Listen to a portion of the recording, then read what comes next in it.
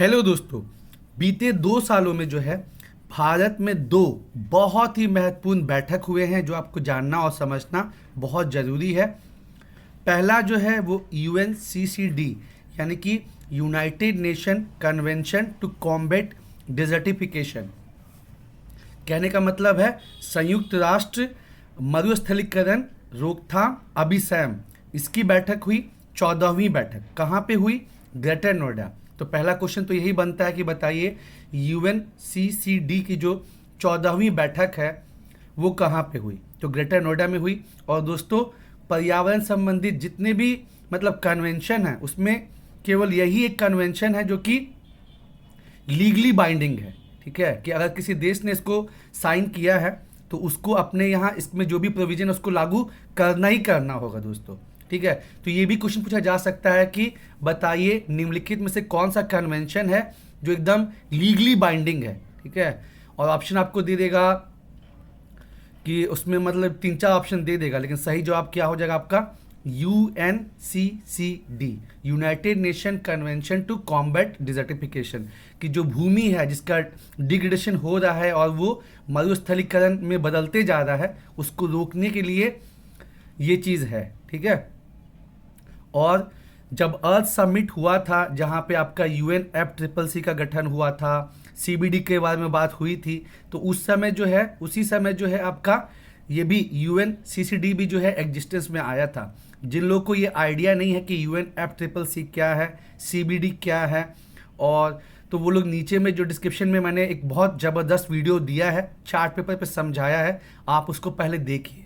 क्योंकि पर्यावरण संबंधित जो भी चीज़ें हैं ना वो आपको तभी अच्छे से समझ में आएंगी जब आपको ये समझ में आया कि अर्थ समिट में क्या हुआ था, पृथ्वी सम्मेलन में। ठीक है, तो उसको आपको देखना और समझना बहुत ज़रूरी है।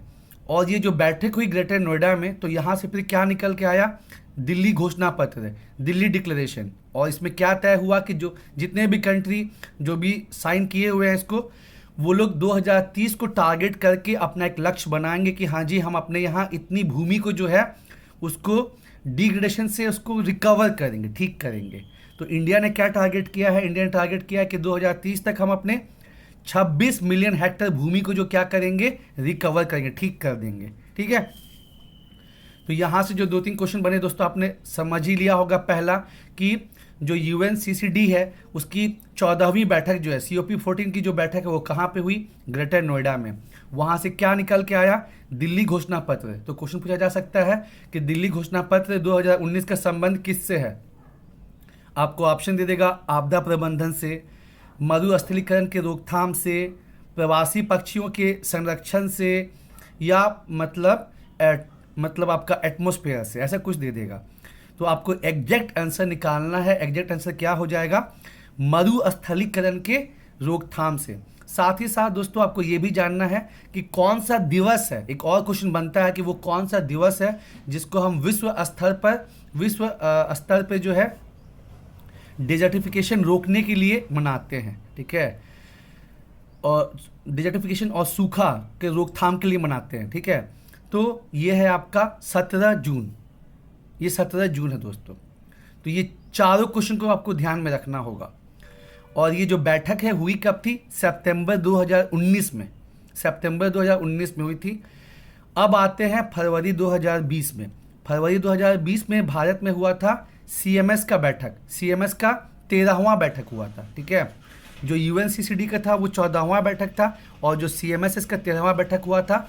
और ये प्रवासी प्रजातियों के संरक्षण से संबंधित है। इसको बॉन कन्वेंशन के नाम से भी जानते हैं। ठीक है, तो अब यहाँ से क्या क्या क्वेश्चन बन सकता है? यहाँ से ये क्वेश्चन बन सकता है कि बताइए बॉन कन्वेंशन का 13वां बैठक कहाँ पे हुआ, या CMS का जो है 13वां बैठक कहाँ पे हुआ? तो ग्रेटर नोएडा में हुआ। ग्रेटर नोएडा बोल रहे हैं, गांधीनगर में हुआ। ठीक है दोस्तों, गांधीनगर में हुआ। और वहाँ से फिर क्या निकल के आया? गांधीनगर डिक्लेरेशन, गांधीनगर घोषणा पत्र। ठीक है, ग्रेटर नोएडा में तो आपका UNCCD वाला हुआ था। तो जो ये बॉन कन्वेंशन है ये कहाँ पे हुआ? गांधीनगर गुजरात में। और यहाँ से क्या निकल के आया? गांधीनगर घोषणा पत्र निकल के आया दोस्तों। तो क्वेश्चन पूछा जा सकता है कि बताइए गांधीनगर घोषणा पत्र का संबंध किससे है? और आपको ऑप्शन में दे देगा मरुस्थलीकरण के रोकथाम से, प्रवासी प्रजाति यानी कि जो माइग्रेटरी स्पीसीज है उनके संरक्षण से, आपदा प्रबंधन से, ऐसे करके ऑप्शन दे देगा। तो आपको सही ऑप्शन चुनना है, क्या हो जाएगा, प्रवासी प्रजातियों के संरक्षण से। अब बहुत लोग को यही आइडिया नहीं कि प्रवासी प्रजाति क्या होते हैं। तो दोस्तों आपने सुना होगा कि ठंड के दिनों में क्या होता है कि साइबेरिया से जो है पक्षी फ्लाई करके राजस्थान, नागालैंड, अलग अलग पार्ट में आते हैं, ठीक है। मतलब जब रशिया में काफ़ी ठंड पड़ती है तो उससे बचने के लिए वो लोग वहाँ से आते हैं। उसी तरह आपने एक कछुए के बारे में सुना होगा जो उड़ीसा में आता है, ओलिव रिडली टर्टल, ठीक है। वो लगभग 14,000 किलोमीटर का डिस्टेंस तय करके, सोचिए, कहा गया है ना कि where there is a will there is a way. तो वो कछुआ को जो है हालत ख़राब होने लगता है अमेरिका के पास, तो वो फिर जो है अपने अंडे देने के लिए उड़ीसा में आता है दोस्तों, 14,000 किलोमीटर की यात्रा तय करके।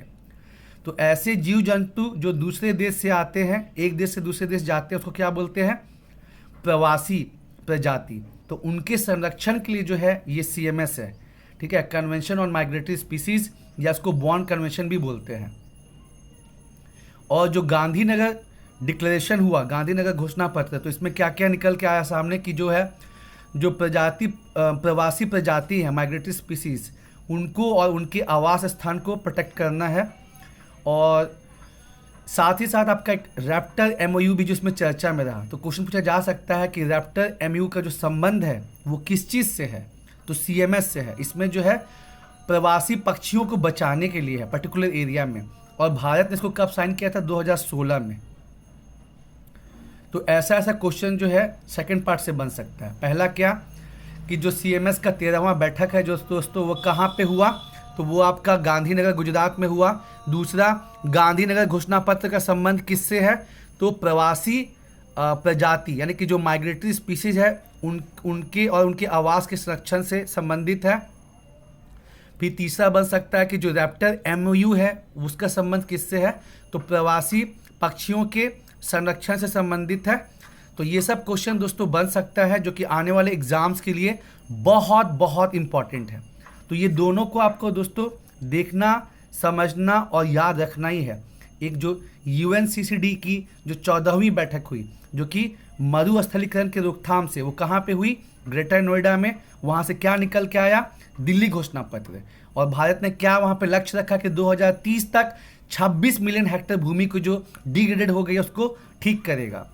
और जो दूसरा हमने पढ़ा वो क्या कि जो CMS है जिसको बॉर्न कन्वेंशन भी कहते हैं, उसकी 13वीं बैठक जो है वो कहाँ पे हुई, वो आपका गांधीनगर गुजरात में हुई। वहाँ से क्या निकल के आया, गांधीनगर घोषणा पत्र, ठीक है।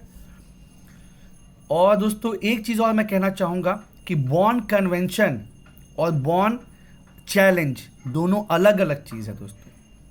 आपको पूछा जा सकता है कि बॉर्न चैलेंज जिसको भारत ने 2019 में साइन किया है उसका संबंध किससे है, तो वो भी जो है जो लैंड डिग्रेडेशन है उसको रोकने के लिए ही है दोस्तों, ठीक है। जो लैंड डिग्रेडेशन हो रहा है उसको रोकने के लिए है, जिसमें ये तय किया गया कि 2020 तक जो है 150 मिलियन जो लैंड है उसको जो है डिग्रेडेशन से रोकना है, ठीक है। तो ये बहुत बहुत इंपॉर्टेंट है कि क्वेश्चन पूछा जा सकता है कि आपका जो बॉर्न चैलेंज है उसका संबंध किससे है, ठीक है। तो बॉर्न कन्वेंशन अगर पूछेगा तो बॉर्न कन्वेंशन का संबंध है प्रवासी प्रजातियों के संरक्षण से। लेकिन अगर बॉर्न चैलेंज पूछेगा, और भारत ने कब साइन किया बॉर्न चैलेंज, 2019 में, तो पूछा जा सकता है कि 2019 में भारत ने जो बॉर्न चैलेंज साइन किया है उसका संबंध किस चीज़ से है, तो जो लैंड डिग्रेडेशन है, ठीक है, उसको रोकने से है। तो आप कह सकते हैं कि उसका भी जो प्रयोजन है वो क्या है, मरुस्थलीकरण को रोकना है दोस्तों, ठीक है ना। तो उम्मीद है ये जो भी टॉपिक है आपको समझ में आए होंगे। और दोस्तों मतलब आपको खुद से भी पढ़ना है, ये नहीं कि बस मैंने बता दिया कि UNCCD की 14वीं बैठक हुई और आपका CMS की 13वीं बैठक हुई और बॉर्न कन्वेंशन बताया, बॉर्न चैलेंज बताया, तो बस नहीं। गूगल का ज़माना है या यूट्यूब का ज़माना है, तो आप उसको और अच्छे से देखिए, समझिए, जानिए, क्योंकि जब तक कोई चीज़ अपने सबकॉन्शियस माइंड में नहीं बैठती है तब तक वो अपनी नहीं होती है। ये हमेशा ध्यान रखिएगा, ठीक है। कि जब तक किसी चीज़ को आपने 4 बार 5 बार पढ़ा नहीं है, उसको समझा नहीं है, तब तक वो आपको अपनी नहीं होगी दोस्तों, उसको आप प्रेशर में नहीं बना पाएंगे। इसलिए ये सभी चीज़ों को यूएनसीसीडी की जो 14वीं बैठक हुई उसको देखना है आपको। उसके बाद साथ में ये भी जानना कि यूएनसीसीडी कब अस्तित्व में आया था।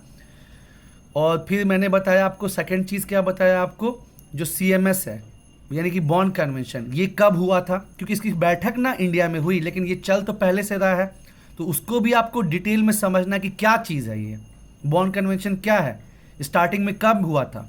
ठीक है, इसका बॉन कन्वेंशन क्यों नाम है, क्योंकि जर्मनी के बॉन शहर में ये कन्वेंशन हुआ था। ठीक है, उसके बाद बॉन चैलेंज क्या है, BONN, बोन हड्डी वाला मत समझ लीजिएगा, बॉन। ठीक है, और फिर बॉन कन्वेंशन तो मैंने बता ही दिया। तो इन चीज़ों को आपको अच्छे से दोस्तों समझना है। ठीक है।